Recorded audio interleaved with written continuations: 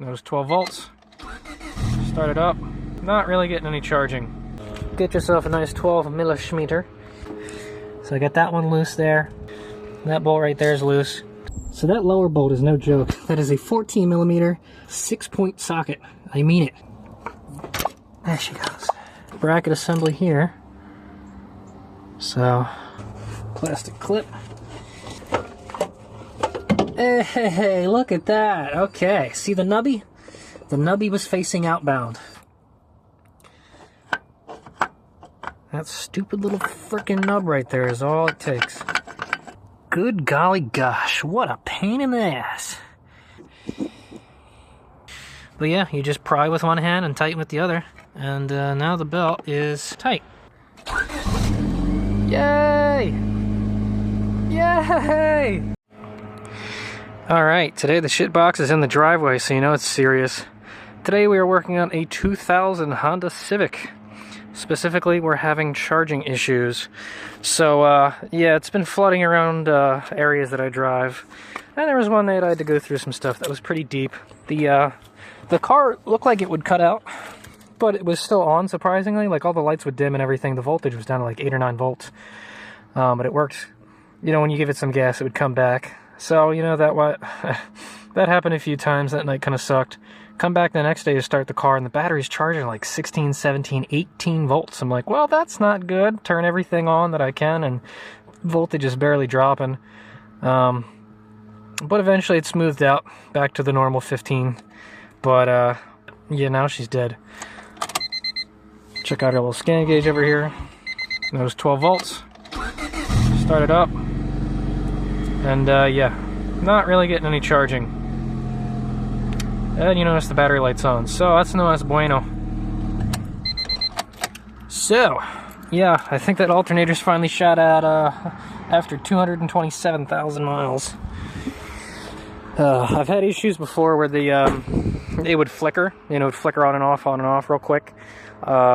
And during day driving, sometimes it's weird, the voltage drops to like, you know, 12.6, and it'll sit there for a bit, and then it'll come back up to 14, and it does that in like cycles. I don't know if that's computer-based. I don't think it's alternator-based, because the second you turn on your lights, your heater, anything that's a high load, it would come right back and, you know, sit there perfectly fine. But yeah, now she ain't doing ish.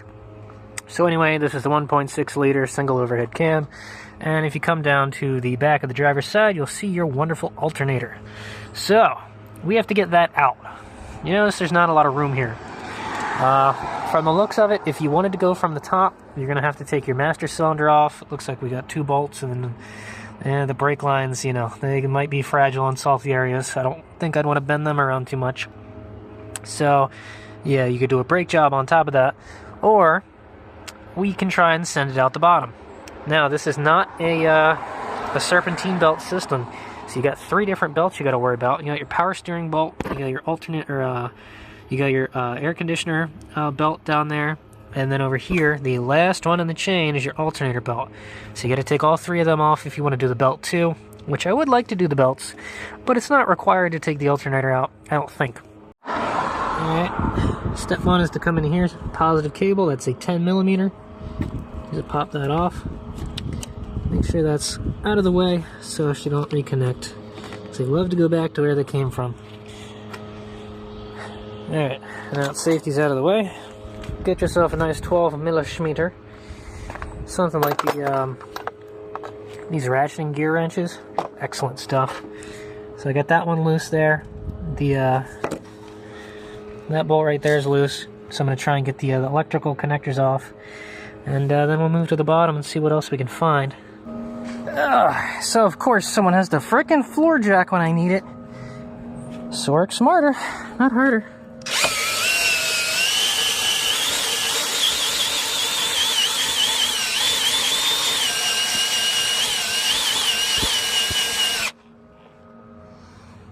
Yeah, I bet you never seen that one before, eh?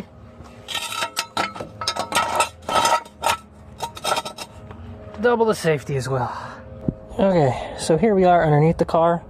You can see we've got an oil pan and an axle shaft and our beautiful alternator. So I got the green plug out. I had to cheat and go from the bottom with extended pliers.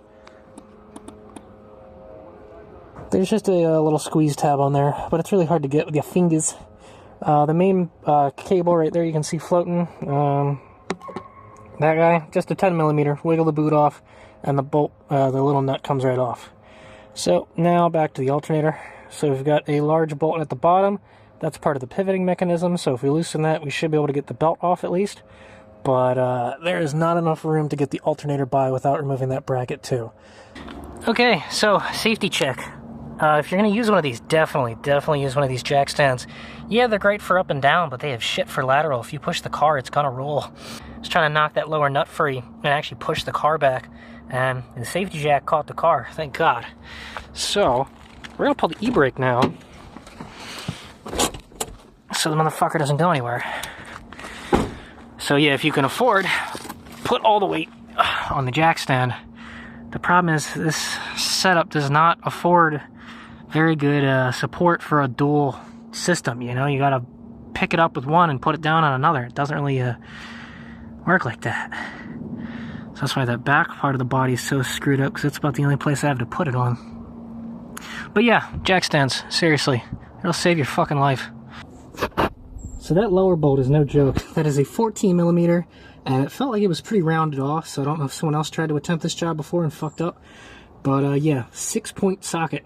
I mean it, a 6-point. I had 12 points and they were just rolling around and just, no, not good. 6-point all the way. More contact, better squeezing for shitty bolts. So second off, got myself a cheater bar, because she's on there good. Ugh. This thing's just the perfect height to do what I need. Now she's broken free. Yay! Don't snap. It'll fucking hurt. Okay, so here is our new alternator. And I say new questionably because this has been in the back of the trunk for a couple years now. Because, you know, the alternator's always been kind of funky, so I figured, oh, I'll get one, and then, you know, the problem would go away. So I never got around to changing it. But here's the whole setup. You see we got a pivot bolt, and we got a bolty bolt. So this is our bottom one that actually does the pivoting part, and this is the one that actually locks it in place. But, otherwise, yeah, this is a TYC right here. And there's not a whole lot to it. Got ourselves a plug, got the positive, and there are 2 ears. So yeah, take that out and it's free. So bottom bolt was a 14. This is a 14 nut, and there's a square drive bolt that comes out the back. That's interesting. And this one was the 12. So both of our bolts are free. So now tappy tapping should help free the thing up. So it's hitting it from the top to slide the upper bolt in. So if we go underneath, we can probably get the belt off. And if we can break it free from the bottom, it should at least be off the brackets. Okay, slip the belt off from the bottom, no problem. So now you take a pry bar in between the... Where the fuck are we? Okay. In between the bracket and the alternator. And you can free that sucker up. Come on. It's going out a little cockeyed.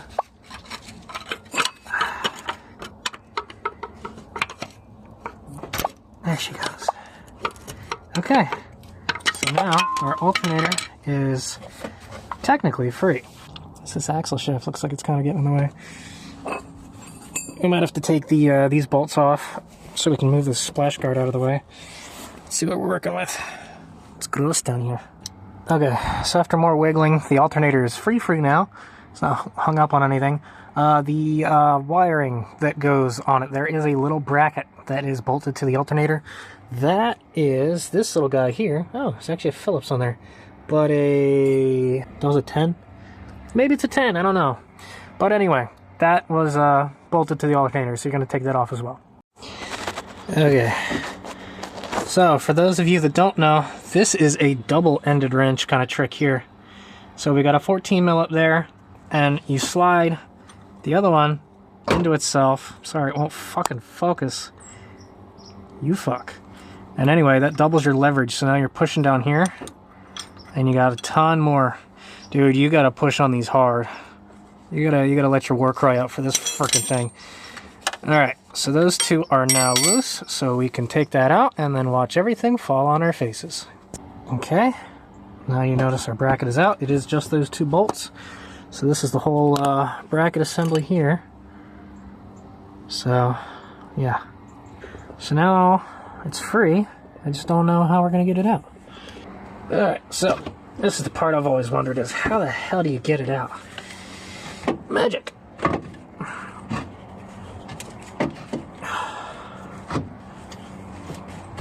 Oh, wow, how the hell do you get this out? Ugh. So,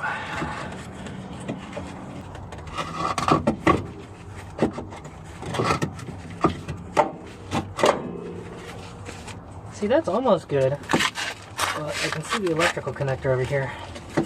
It's not going to let us go by.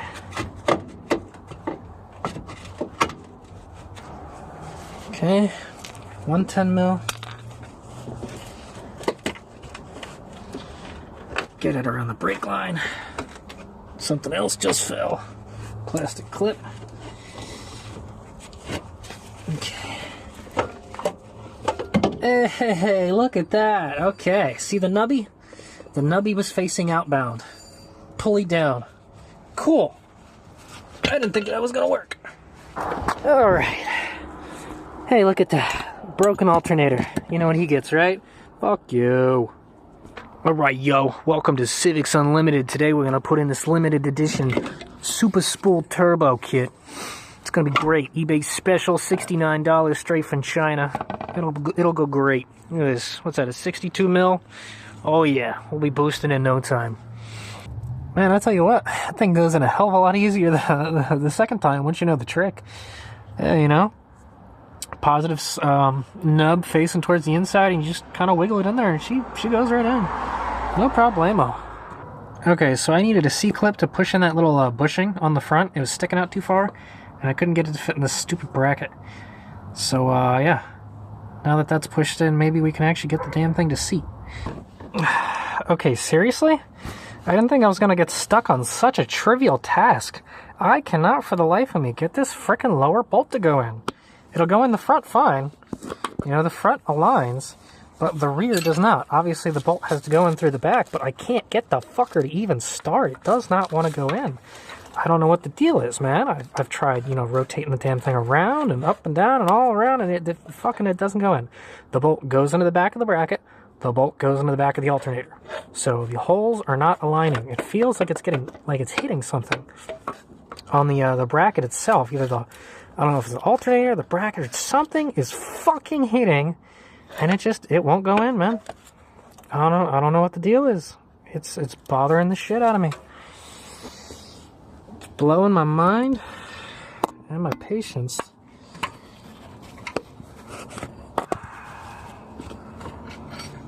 You see anything weird up there? I can't angle you because I can't see you, but it doesn't want to go in. It's really pissing me off. Don't know what the deal is. Okay, so the camera just shit the bed, so I guess we'll do this again. Anyway, if you notice over here, we've got some cooling fins that stick out a bit, and I think that is our rub issue. So if we had the alternator out, then yeah, you could just hit that with the like a flat wheel or sand it, you know, just rough that down just a little bit. Okay, so now I've got everything articulated so you can actually see what the frig the problem is. So here is the mounting location, and here's the bracket. And as you can see, it's off just the tiniest bit, but it's enough. That stupid little freaking nub right there is all it takes. I got my little Dremel. I'm trying to Dremel that down, but it's actually quite a problem child. It's friggin' obnoxious. That's what it is. Let's keep grinding. Good golly gosh, what a pain in the ass. Okay, so now we got that trimmed. I just fit the bracket, and it actually goes in the hole. Now we can put the bracket back on and go back to what we were doing an hour and a half ago. Thank you. Thank you so much, TYC. I love you. Oh man, isn't that a beautiful sight? Okay, so the bolt finally went in. Put the nut on there, leave it loose, get the top bolt threaded in. But before you get the top bolt in, make sure that your belt's on. So the belt is on, make sure that it's actually riding the pulleys properly, that it's on the crank straight, that it's on the alternator straight. And then what we're going to do is you tighten this bolt just enough that it's kind of tight, but you still got some movement. And we're going to try and put a pry bar somewhere in there so that we can pry on the alternator while we tighten it. And that's going to keep the belt tight, because there's no, there's no screw out adjusters or anything like that. You just, wherever it's at, you tighten it down. So there we go. Bottom nut is tight. See, our belt is properly positioned. We got that goofy little thing right there. That's where that small bolt goes that holds the wire to the alternator. And I was able to unplug the thing from down there, go to the top, and put the bolt on the big one. Yay! Alright, so for my pry method, I actually used this little nub that was sitting on the intake. I don't know if that's what it's for, but that's what I used it for. So I had the pry bar against it like that, and made sure that the tip was touching the outside of the case. You see that down there? So that way we're not putting any super stress on the those little ears. But yeah, you just pry with one hand and tighten with the other. And now the belt is fairly tight. Not bad, actually, not bad. Okay, everything is in place and looking fresh. No complaints.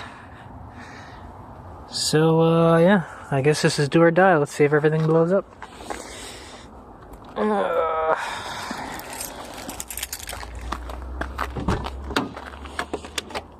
Light comes on, it's a good sign.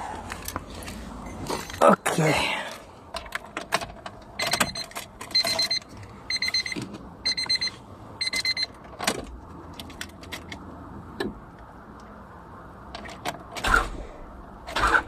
Okay, nothing's on the engine bay. Yay! Yay! Oh, we've got friggin' voltage again! Oh my lord! Oh, happy day! Look at that! Ooh! 14.6. Now we're talking. Oh yeah! Oh yeah! That's the good stuff there, baby. Oh, sweet Jesus. There you go. That's how you change an alternator on a a Honda Civic.